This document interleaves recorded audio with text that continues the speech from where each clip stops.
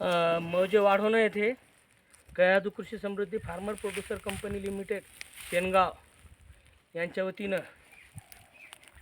कृषी विभाग आत्माअंतर्गत परंपरागत कृषी व्यवस्थापन कार्यक्रम याच्या अंतर्गत एक सेंद्रिय शेतीचा प्रकल्प चालू आहे। या प्रकल्पांतर्गत शेतकऱ्याच्या शेतामध्ये बायोडायनॅमिक पद्धतीचं S9 कल्चर टाकून एक सेंद्रिय पद्धतीचं खत आपण या ठिकाणी तयार करत आहोत।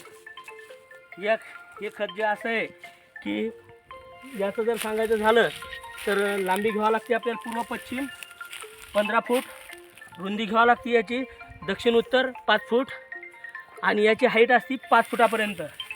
सगळ्यात पहिली करण्याची पद्धत जर म्हणलं याची आपली तर आपण या ठिकाणी पळाट्या वापरलेल्या आहेत 1 फुटापर्यंत ओल्या पळाट्या, त्याच्यावर ओलं केलेलं कुटार वापरलेलं आहे।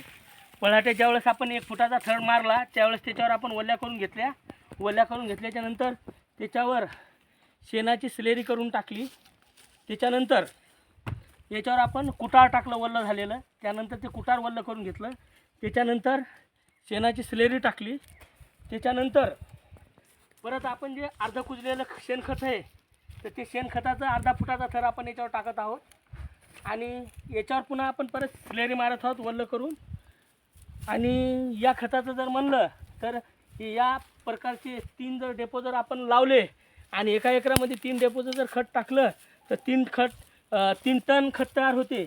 आणि हे टाकल्याच्या नंतर शेतामध्ये दुसरं कुठल्याही पद्धतीचं रासायनिक खत जे आहे कुठलंच वापरायची आवश्यकता पडत नाही।